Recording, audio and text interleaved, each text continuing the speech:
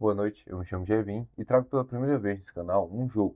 E eu já tive um canal anteriormente e lá eu deixei mais claro que seria um canal bem mais abrangente, onde eu falaria sobre tudo que me desse vontade. Como esse canal aqui não possui um vídeo de introdução, vocês estão sabendo disso agora. Meus primeiros 5 vídeos foram sobre filmes e agora o meu primeiro e único vídeo até então sobre um jogo.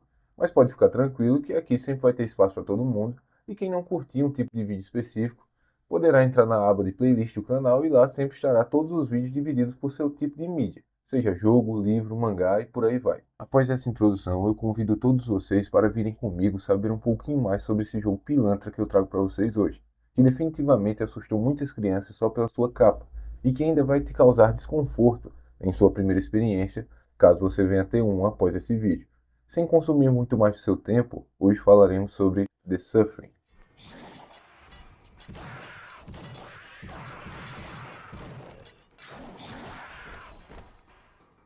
The Suffering é um jogo survival horror lançado em 2004, desenvolvido pela Sunreal Software e publicado pela Midway Games. Essa obra mistura elementos de ação em primeira pessoa e terceira pessoa com um terror psicológico, oferecendo uma experiência macabra que marcou bastante gente na época. Ambientado em uma penitenciária em Carnate Island, o jogo nos coloca no controle de Torque, um homem condenado à morte por assassinar sua esposa e filhos, embora ele demonstre não lembrar de nada que tenha acontecido. Ao longo de sua gameplay, vamos enfrentar monstros muito bizarros enquanto tentamos descobrir a verdade por trás dos acontecimentos da ilha e do próprio passado do protagonista. Inclusive, falando sobre esses monstros, até nós mesmos podemos nos transformar em um monstro. Eu vou falar um pouco melhor sobre isso mais pra frente no vídeo e vocês vão entender. Essa porra dava medo até pra você que tava controlando o próprio personagem. Agora que você, que talvez não conheça essa obra, já tem noção de algumas coisas, vamos a algumas curiosidades interessantes sobre esse jogo. Principalmente se, assim como eu, você também jogou quando era mais novo e não tinha noção de nada que estava acontecendo. Algo bom de se comentar é que o jogo tem uma mecânica de moral que influencia o final da história. Suas escolhas, como poupar ou matar personagens secundários, mudam o destino do protagonista. São 3 finais possíveis, um bom, um ruim e um neutro. Em relação aos monstros apresentados no jogo, cada criatura representa métodos de execução ou de tortura que foram usados na prisão onde a história se passa. Por exemplo, tem bichos lá que soltam gases venenosos, outros que possuem fuzis nas costas e por aí vai. Só desgraça aconteceu nessa prisão e nós estamos dentro de todo esse caos tentando fugir de alguma forma. Como inspirações, The Suffering traz vários elementos de Silent Hill, já que a maioria das coisas que ocorrem, geralmente nós não sabemos se é algo real ou mais alguma alucinação do nosso personagem. Já em gameplay, em primeira pessoa lembra muito Half-Life e em terceira pessoa tem uma vibe bem Max Payne, principalmente com o sistema de combate com armas de fogo e cura usando analgésico, que aqui se chama Chombium, que quando eu fui pesquisar em um wiki do game, aparentemente é um nome criado no enredo da obra mesmo, e que seriam antipsicóticos, então a nossa cura é não ficar biruta. E outro fato interessante é de que todos os frascos são rotulados com o nome de Torque. O protagonista é quase mudo durante todo o jogo, mas isso foi uma decisão criativa dos desenvolvedores. Segundo eles, a intenção é de fazer com que o jogador se conectasse mais diretamente com o protagonista, se é que você consegue ser doente o suficiente para isso. E sim, como eu falei, The Suffering teve uma sequência chamada The Suffering Ties That Bind, lançada em 2005, só um ano depois do primeiro jogo. Essa sequência continua em outra prisão e com o nosso protagonista se fudendo de novo. E o começo dessa sequência é diferente de acordo com o final que você teve no primeiro jogo. No caso, todas as escolhas que você teve no primeiro game, caso você tenha um save no seu console ou PC, o segundo jogo vai reconhecer isso e você terá um início diferente. Mas como eu nunca joguei essa sequência, eu não vou me aprofundar agora, até para não falar besteira. Mas quem sabe no futuro, se esse vídeo tiver uma recepção bacana, eu posso sim trazer Times That Bind aqui para o canal e aí a gente completa essa jornada. Logo após o lançamento original em 2004, já havia movimentações para levar esse jogo para os cinemas. Em 8 de setembro de 2005, a MTV anunciou que havia adquirido os direitos para uma adaptação cinematográfica da obra. A produtora contou com a colaboração de Stan Winston, famoso por suas participações nos efeitos especiais em Jurassic Park, Exterminador do Futuro, Predador e Homem de Ferro. Então era um cara que sabia muito bem o que estava fazendo e o que iria fazer. E na ocasião também foi informado que os direitos eram ligados aos 2 jogos da franquia, já que o segundo jogo já iria ser lançado no mesmo mês em que tudo isso foi divulgado. Apesar de tudo isso que foi divulgado, nenhuma produção concreta veio a acontecer e também não há notícias de um diretor oficialmente contratado, elenco definido ou alguma coisa do tipo. Então toda essa ideia de um filme baseado em The Suffering foi mais como um sonho mesmo.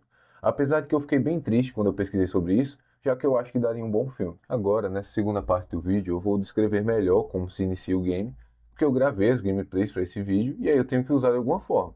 Então o começo eu vou deixar passando aí de fundo enquanto eu falo para vocês. How many times have I done this? And I still hate it.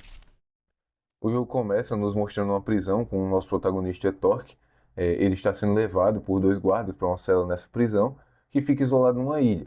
Ele está sendo acusado de matar a esposa e seus filhos, mas ao longo de todo o jogo acabamos sempre sem essa certeza se ele fez isso ou não, já que desde o começo ele demonstra não acreditar ter feito isso ou se lembrar disso, e também ele sempre está com uma fotografia da sua família em mãos. Logo quando Torque é levado para sua cela, onde estamos, os guardas já começam a provocar ele, zombam do crime que ele cometeu, e outros prisioneiros já comentam bastante sobre o caso, e alguns aparentam já conhecer o protagonista, o que já deixa o clima bem merda. Pouco tempo depois, as luzes começam a piscar, dá para ouvir alguns gritos vindo dos corredores, e do nada tudo se apaga após um tremor, e os alarmes da prisão disparam. Quando eu joguei essa merda pela primeira vez, lá no PS2, eu já ficava muito cabreiro com esse início. Depois de tudo isso, já dá pra ouvir sons que remetem a lâminas. E aí um dos prisioneiros é morto, né? Sendo perfurado por uma das criaturas. E mais outros detentos vão sendo mortos e aí as luzes se acendem novamente. Quando finalmente temos o controle do nosso personagem, a mesma criatura arromba o portão da nossa cela e aí já podemos nos mover. E a primeira coisa que o protagonista pensa em fazer é pegar algum objeto para se proteger. Ele vai na cela do primeiro morto e pega uma lâmina que está perfurando aquele detento, e essa é a nossa primeira arma. Após isso, vamos matar a primeira criatura que encontrarmos. E é isso, acho que já deu para você ter uma visão de como o jogo se inicia, e daí por diante é só morte, gritaria e por aí vai. Falando mais dessa introdução do jogo, só para você sentir vontade de acompanhar o resto da trama, eu prefiro apresentar melhor as mecânicas, os monstros e as armas do jogo, para que você tenha ainda mais vontade de dar uma chance para essa obra. Inmate, back in your cell. Everything's under control.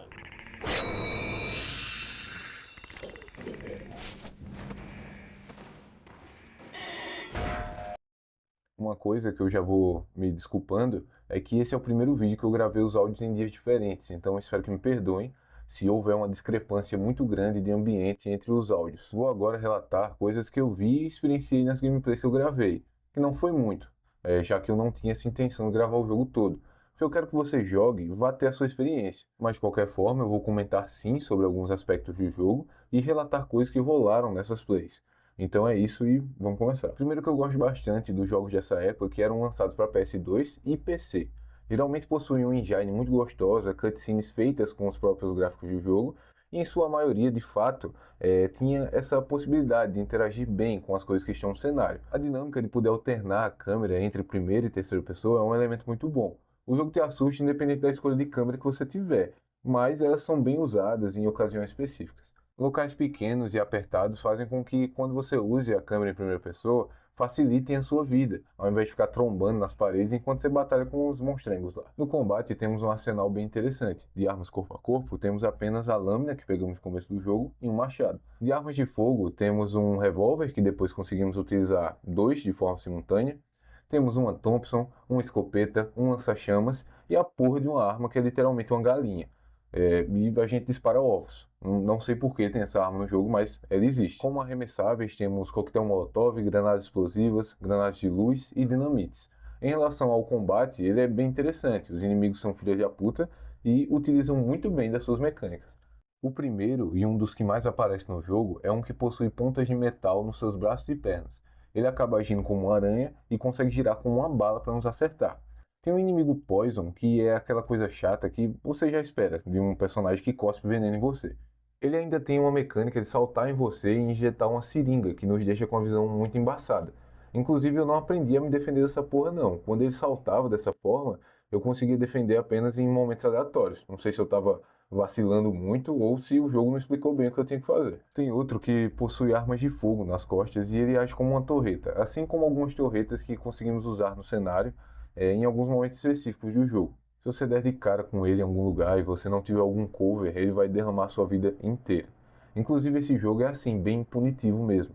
E eu joguei na dificuldade padrão, então eu tenho até medo de como ele deve ser em dificuldades mais altas. Até mesmo nossa habilidade especial pode nos matar nesse jogo. Existe uma barra de adrenalina em que quando enchemos ela completamente, nos tornamos um monstro também. Além da agonia dos gritos miseráveis de dor que o nosso personagem lança durante essa transformação, ele tem um porém. Você utiliza por um tempo essa habilidade e se a barra chegar ao fim e você não tiver voltado ao normal, você morre, porra. Quando utilizamos dessa nossa habilidade, nos tornamos um monstro tanque. Somos, entre muitas aspas, imparáveis, mas a nossa vida continua sendo derramada como água. Mas em compensação, matamos os inimigos com poucos hits e uma boa parte até mesmo com um único hit. E também não conseguimos nos curar durante a transformação, então é preciso saber gerenciar muito bem.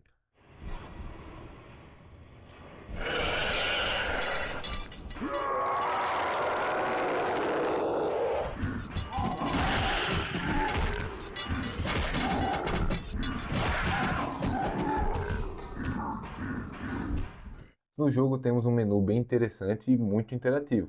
Temos nosso bestiário que possui descrições como nome e algum pouco da história de cada um, com artes interessantes e que valem a pena você tirar um pouco da sua gameplay para dar uma lida e aproveitar mais da lore do jogo. Os bosses são complicados. Isso de realmente sofrermos muito dano com muita facilidade atrapalha o game a tentar criar mecânicas legais para um combate bom contra os bosses. Não é como se isso matasse o jogo, mas é um ponto negativo. Não vou mostrar muito dos bosses, porque tem até mesmo um que seria um spoiler do caralho, então prefiro ficar quietinho e se você está curioso assim, né, pra ver eles, vai lá jogar, porra. Esse jogo tem uma brincadeira safada de dar uns flashes assim na tela de memórias do Torque, que cobrem a tela inteira. É só uma desculpa pra dropar um jumpscare bem na sua cara? É, mas em 2004 isso devia ser legal. Mas vamos lá, os personagens considerados fortes nesse jogo são esponjas de bala, tipo, mas é a esponja de bala mais miserável do mundo. Vejam isso que rolou aqui na minha play.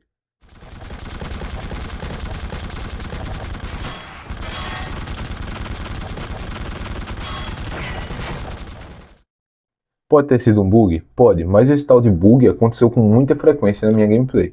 Voltando a falar sobre a dificuldade do jogo, é complicado isso porque eu não joguei nas dificuldades mais altas, por não ter tido tempo mesmo.